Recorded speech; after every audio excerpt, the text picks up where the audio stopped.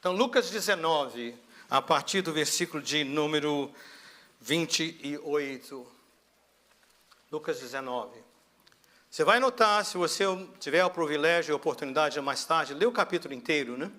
Você vai perceber que começa com Jesus se encontrando com um homem chamado Zaqueu, logo no início do capítulo 19.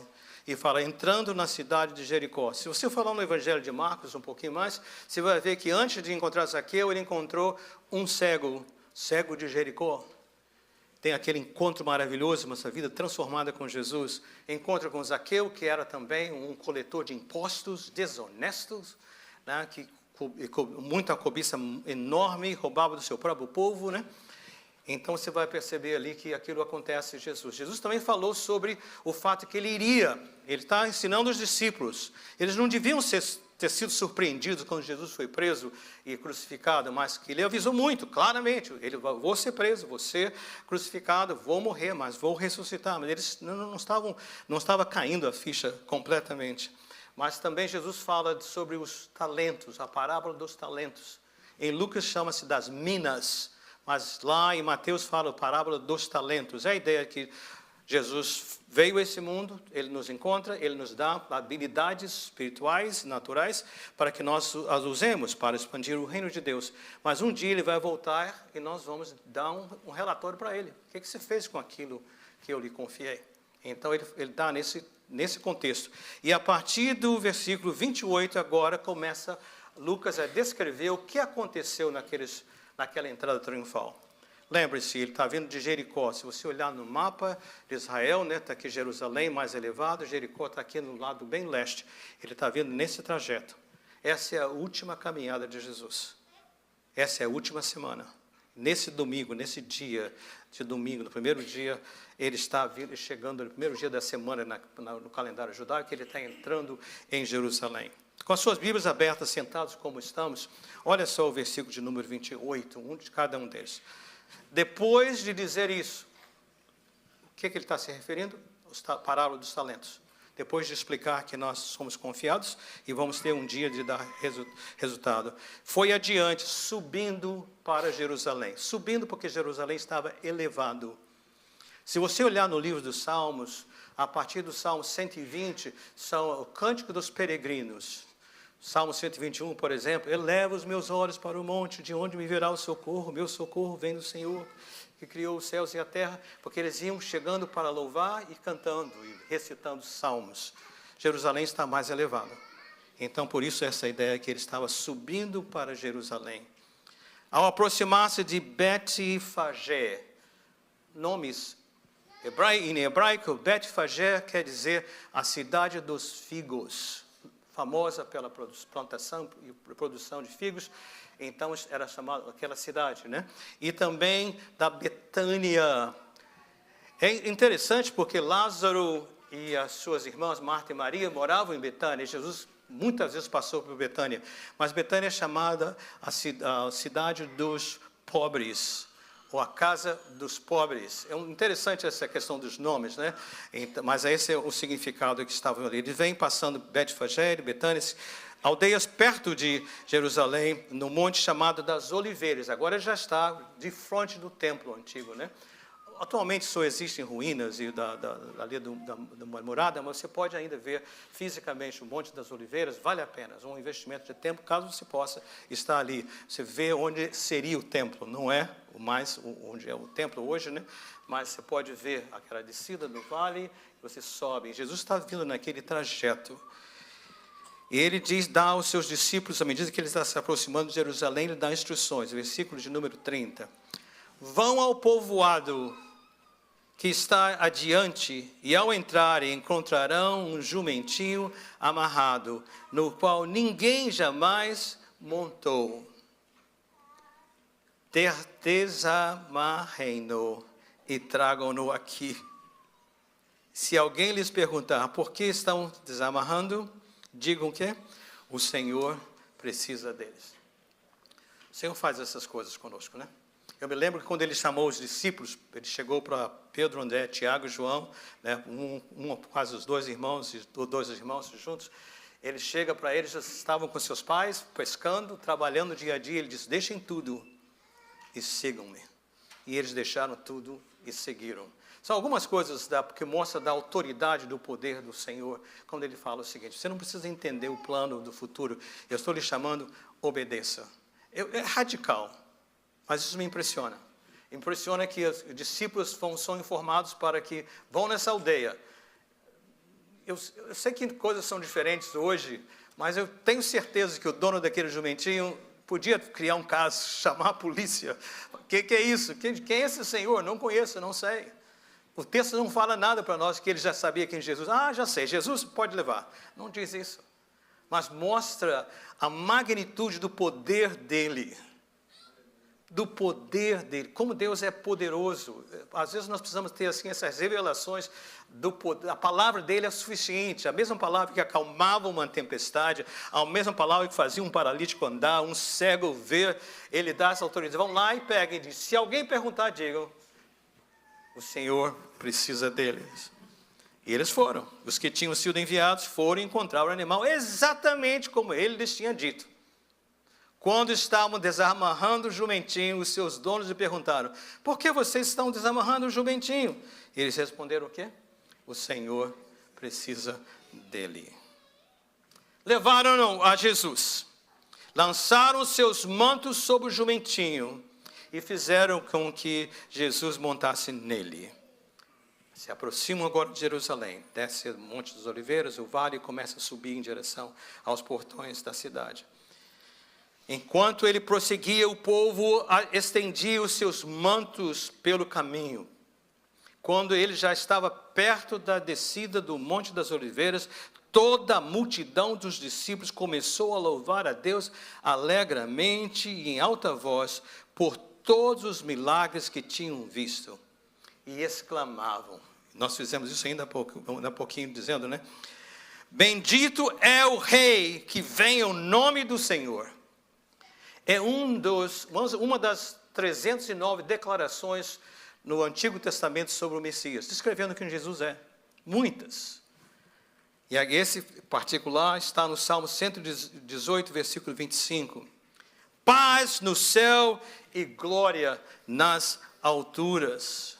Alguns dos fariseus, esse grupo de religiosos extremamente severos, muito restritos nas suas interpretações, que estavam no meio da multidão, disseram a Jesus, Mestre, repreende aos seus discípulos. Eu lhes digo, respondeu Jesus, se eles se calarem, as pedras clamarão.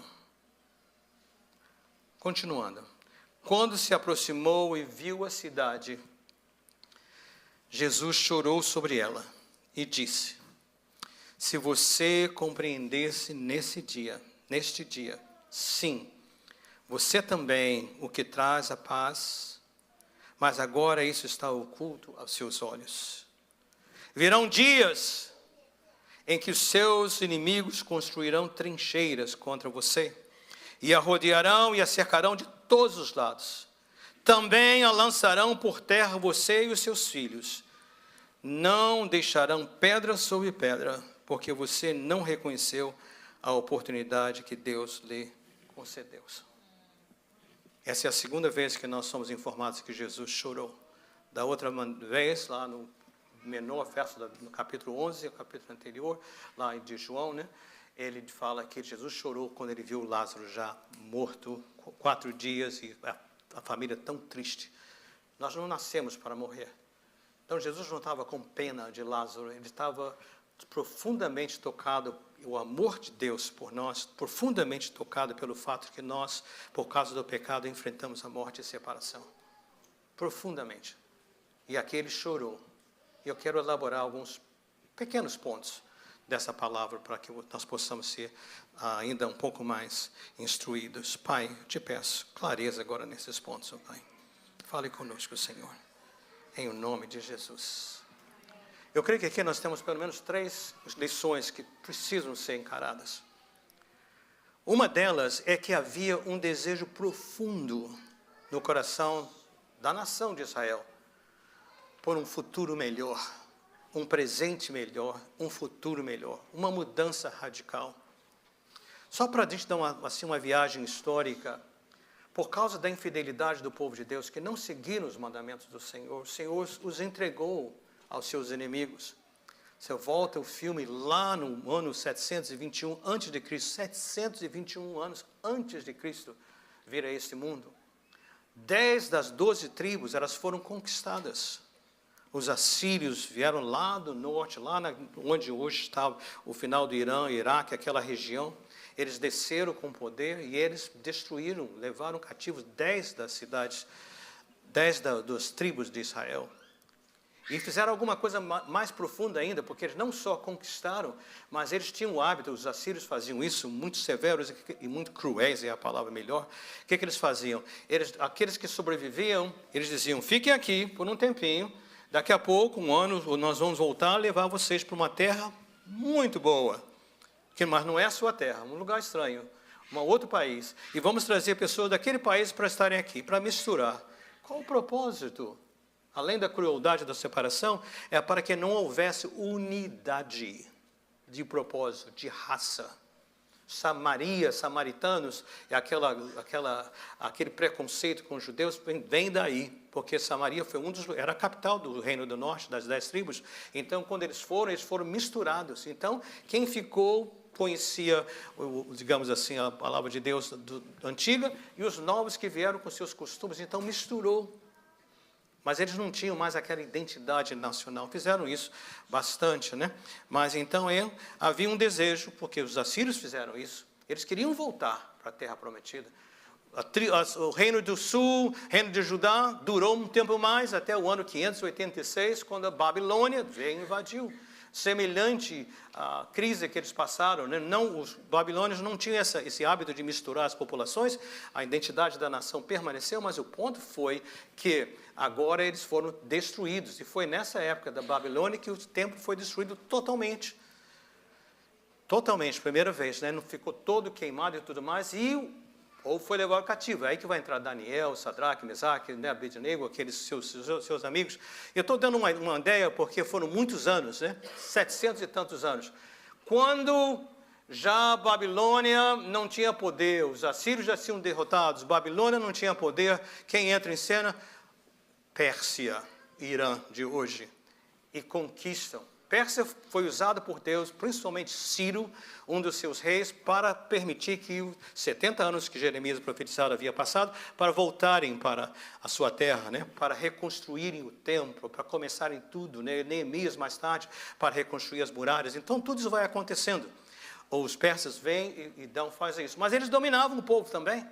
Eram melhores, porém ainda escravos daquele lugar. E quando os persas já não têm mais poder, agora Israel vai ficar livre? Não. Os gregos, Alexandre o Grande, vêm e dominam toda a terra. Aquilo ali é tremendo. São anos e séculos, século após séculos, longe da sua terra natal, longe da presença do Senhor, longe de ter... E tudo isso acontecendo muito difícil na vida deles. E quando os gregos já não deram conta do recado, o que aconteceu? Roma. E foi mais séculos de domínio. E os romanos eram brutos, muitos conquistadores, mas não tinham misericórdia nenhuma. Quem conhece um pouquinho da história sabem disso. Então o povo tinha engasgado neles um desejo de dizer libertação. Há uma promessa de um Messias. Então havia aquele desejo profundo de Senhor, será que esse é o dia? Queria que você entendesse essa experiência, essa antecipação de ver isso acontecendo. E como eu disse, haviam 309 profecias dizendo que o Messias viria, ele iria restaurar Israel. E eles pensaram, esse Israel político, Israel físico. Então havia essa vontade enorme no coração deles. Eu creio que eu estou falando por um grupo de pessoas que a maior parte de nós somos imigrantes, de diferentes países, né? Até países diferentes que esses irmãos vieram, e as causas são as mais diversas. Porém, uma coisa nos une. Nenhum de nós deixou sua terra natal por outra razão que não fosse uma vida melhor. Os caminhos, os alvos específicos mudam, mas todos nós ansiávamos, os que já estão aqui, um lugar onde eu possa viver um pouco melhor. o meu status pode mudar. Nada de soberba, nada de vanglória, mas para ser melhor. E também um lugar onde meus filhos têm um futuro maior. Então, esse desejo é legítimo. No caso deles, uma nação livre, uma nação liberta, uma nação capaz de dirigir o seu próprio governo com suas próprias liberdades. Então, nós podemos nos identificar com eles nesse aspecto. Um desejo profundo de um mundo, um presente e um futuro melhor. Eu creio que você captou isso aqui, né? Por isso essa alegria. Viram os sinais que Jesus fez, os grandes milagres, dizendo, ele é o Rei da Glória. Ele é o Rei da Glória que o Salmo 24 fala, que lá também o Salmo 118, e também a própria palavra Hosana. Eu sei que muitos de vocês sabem o significado, mas a palavra Hosana literalmente quer dizer, salva-nos, Senhor, salva-nos, Senhor. Então, Hosana era dizer, salva-nos, Senhor. Eu creio que temos isso, compartilhamos isso, nos simpatizamos com esse sentimento. E caso você esteja me ouvindo aqui agora presente, ou mesmo à distância, pela internet, saiba disso, né? Esse vazio, esse desejo de algo melhor, presente e futuro, é natural, é legítimo. Deus nos criou para algo melhor. Deus nos criou para uma vida eterna. Deus nos criou para uma vida abundante. O pecado veio, distorceu esse plano, mas nós podemos almejar, nós podemos aspirar esse desejo, esse futuro, esse presente e futuro melhor. Amém? Então tome posse disso, nós estamos em boa companhia. Mas a segunda lição, eu creio aqui que ela nos alerta muito. O que eu quero dizer com isso? É que eles, por causa do seu desejo profundo, eles definiram Jesus não por quem Deus revela que Jesus é. Olharam para as profecias, mas só pegaram aquilo que fala bom, de restauração. Eles não se preocuparam de entender que lá em Isaías 53, quando fala, né, que pelas suas pisaduras nós fomos sarados, todos nós como ovelha havíamos desfiado. Eles não captaram esse aspecto. Só captaram a libertação, só captaram a vitória, só captaram, ou seja, eles definiram Jesus de acordo com seus desejos e suas necessidades. Olha o perigo que nós corremos quando nós olhamos para o Senhor Jesus, para o nosso Deus, e queremos definir quem Ele é. A gente coloca Ele assim num pedestal e define, Ele faz isso, Ele cura, Ele faz isso, Ele guia, Ele... Verdade. Mas a palavra de Deus, ela revela quem Ele é. Nenhum de nós tem a capacidade de definir quem Ele é. Nós temos a capacidade de, pelo Espírito Santo, aceitar quem Ele é, receber quem Ele é, obedecer quem Ele é, mas nunca de definir. Então, isso é um perigo, de muitas maneiras. Por que acontece? No caso dessa multidão, no domingo, salva-nos, ó Rei, salva-nos, bendito é o que vem. Na sexta-feira, o que eles estavam gritando? Crucifica-o. Por quê? Porque eles notaram que naqueles dias e nos seus ensinos, na sua postura, que Jesus não iria pegar a espada e restaurar. Ele não estava caindo no figurino que eles haviam definido. Então vem a decepção, eu orei para os meus queridos que estavam doentes, não foram curados, não quero mais saber de Jesus. Eu orei por um novo trabalho, não quero saber de Jesus. Eu orei para que me libertasse, não quero saber de Jesus. É natural nós nos surpreendermos, né? Porque há muitas promessas de prosperidade, de bênção para nós, mas nós não temos o direito nem a capacidade de colocar Jesus numa caixa, nem num pedestal e definir quem Ele é, o que Ele tem que fazer por mim. Ele não é aquelas máquinas antigas que eu acho que nem existem mais, pelo menos eu não vejo em tantos lugares, né? De que você coloca uma moeda, aí cai lá uma coisa, né? Você coloca a moeda e cai lá um alimento ou uma bebida, alguma coisa assim. Eu creio que existe em alguns lugares, mas já é menos. Mas o meu ponto é que Jesus não é máquina de botar a moedinha, que você botou a oração e agora vai cair responder um desejo.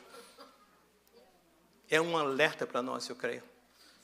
Você pode e deve ter um desejo profundo de um dia melhor. E Ele veio para dar, como falaram antes, né? Dar vida em abundância. Alegrar o coração, falar forte o nosso coração. Então isso é próprio. Mas cuidado para não definir Jesus de acordo com seus desígnios. E não aquele que a palavra de Deus revela para nós. Eu creio que nós podemos já começar a concluir, né? Eu falo concluir, não faltam alguns minutos ainda, mas vamos lá. Então, legítimos os sentimentos. Cuidado para não colocar Jesus definido por você, pelos seus anseios, pelos seus desejos. Ele não se deixa usar. Ele é Senhor. E nele nós não definimos quem Ele é. Deus revela para nós quem Ele é. Mas, por último, eu creio que aqui é um outro alerta extremamente sério. Aquela multidão, talvez, tivessem ouvido aqui ou ali, falando de Jesus, falando que Ele iria ser crucificado, né? Ia ser preso, crucificado e sofrer, morreria, ser sepultado, mas ressuscitaria. É possível. Mas se nem os discípulos creram, né? Eu acho que aquilo não estava na mente, muito deles não. Mas eles tinham que se dar conta que aquela era a última semana que Jesus estaria com eles. Oportunidade de ouro. Única. Em 5 dias, aquela oportunidade já não existiria mais. Ele está entrando em Jericó e agora entrando em Jerusalém pela última vez aqui na terra. E o seu ministério. E Jesus, quando vê o pessoal ali, conhecendo os corações, vendo lá os fariseus na sua reação, entendendo que aquele povo estava olhando para ele como aquele que ia trazer benefícios para ele, não para quem ele realmente é. Ele veio para nos reconciliar com o Pai. Ele veio para entregar a sua vida. Sem a cruz, sem a sua vida entregue por nós, não existe salvação. O Senhor Deus estava em Cristo, reconciliando consigo o mundo, não nos imputando nossos pecados, não colocando nossa condição na presença do Senhor. Precisávamos entender isso. Mas eles não conseguiram ver. E eles perderam a oportunidade. Jesus chegou no domingo, passou segunda, terça, quarta, até quinta ser preso, ali com eles. E o melhor que eles podiam dar era crucifica-o, porque não tem entendido. Qual é o ponto? Eu sei e eu oro para que a gente sempre tenha outras oportunidades. Outro dia, outro momento, mas nós não sabemos. Não temos a mínima ideia. Estava voltando para New Jersey e por alguma razão havia muita turbulência, mas muita turbulência. E eu me lembro que umas 2 vezes eu pensei comigo, Senhor, será que é hoje o dia, né? Como é que a minha família vai ser avisada, de que maneira vai ter alguma... Pensei comigo, né? Não estava apavorado nem nada, mas a ideia veio, eu sacolejava tanto, né? E foi bastante tempo. E eu fiquei pensando, será que é? A gente não sabe. Estamos saindo, o que vai acontecer? Não sei. Há um texto na palavra que fala assim, hoje é o dia da salvação. Se escutarem a sua voz, não endureça o seu coração. Hoje é o dia, é o tempo aceitável de voltar-se para o Senhor. Façam isso em nome de Jesus. Não endureça o seu coração. Uma das atividades desse fim de semana, eu estava numa celebração e no meio sou pessoal que fala inglês, né? Mas de repente fui apresentado um casal de Minas Gerais, mas estão aqui 40 anos, jovens ainda, com crianças pequenas, mas o esposo, eu fiquei impressionado primeiro porque me apresentaram, né? Ele se formou na MIT, você sabe a universidade, né? Massachusetts Institute of Technology, é o máximo de tecnologia no país, quem sabe no mundo, né? E também na Harvard, que é outra escola enorme. Então, tudo bem, fomos conversar, né? Mas engajamos na conversa, irmãos, fiquei prisioneiro. Sabe por quê? Porque esse homem que é uma sumidade de conhecimentos, de diplomas e tudo mais, trabalha altamente bem empregado e tudo mais, mas ele tinha uma definição, ele conhece a Bíblia de Gênesis e Apocalipse, os livros apócrifos, os escritos disso, daquilo e tudo mais, mas ele tem uma teoria que ele nem parava para respirar para eu poder falar alguma coisa, né? Porque ele definiu quem Jesus é, que foi isso, não sei o que, as dimensões, os DNA, não sei o que, um monte de coisa. Eu perguntei, moço, de onde você descobriu tudo isso? Não, eu pensei tudo isso cientificamente, tinha toda uma explicação. O que é que eu quis ver também? É quando, na cabeça daquele rapaz, tão bem intencionado, e eu quero dar o crédito para ele, ele já estava tudo definido quem Jesus é, o que ele pode fazer. Mas sabe o que eu notei? O Jesus que ele conhece, que ele estava advogando, é um Jesus que ele definiu, que está de acordo com os padrões dele. E meu coração naquela hora, eu não chorei, mas meu coração se identificou. Eu falei: Senhor, misericórdia. Não tem futuro para esse moço. Aqui na terra pode ser um grande sucesso, mas na eternidade não tem lugar, não tem saída. Palm Sunday nos convida, nos dá a oportunidade. Hosana, bendito que vem o nome do Senhor. Nós devemos fazer isso e falar isso. Mas dar boas-vindas não ao rei que nós criamos, não ao Deus que nós descrevemos ou imaginamos, mas o Deus que nos amou tanto que Ele deu o seu próprio Filho para que nele cresça, para que ninguém perecesse, para que fôssemos salvos por Ele. Ele nos amou, entendêssemos e recebêssemos. Então é uma afirmação do desejo de um presente e de um futuro melhor, mas também é um alerta. Receba, considere, renda-se ao Jesus que a palavra de Deus revela quem Ele é. Aquele que deu sua vida para que você pudesse se reconciliar com o Pai. E cuidado, não deixa para mais tarde, para depois. No final da conversa com aquele rapaz, não chegamos a lugar nenhum. Minha oração foi uma e única: Senhor, abre os olhos dele. Abre os olhos, Senhor. Não quero descartar os seus realizações seculares, que são boas e são invejáveis.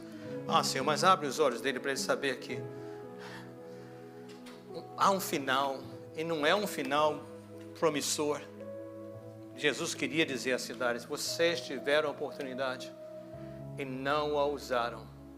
Virão dias que não vai haver mais jeito. E esse chorar mostra o grande amor de Deus para conosco. Feche os seus olhos por um momento apenas.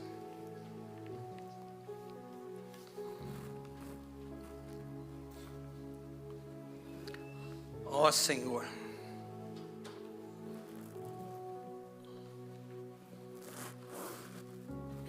onde não houve clareza na explicação, Senhor, preencha as lacunas e fala aos nossos corações. Obrigado, Senhor, por afirmar a legitimidade, Senhor, dos nossos anseios. E obrigado, Senhor, por nos alertar, Deus, para que nós não venhamos definir quem o Senhor é baseado naquilo que nós queremos ou desejamos. Mas abre o nosso entendimento, Pai, para que entendamos quem o Senhor é de acordo com a Tua palavra, Pai.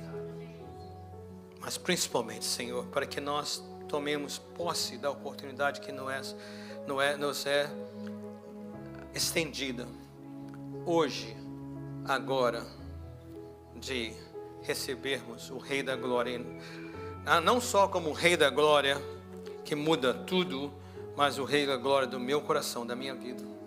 Faz isso, Pai, em nosso coração, em nome de Jesus.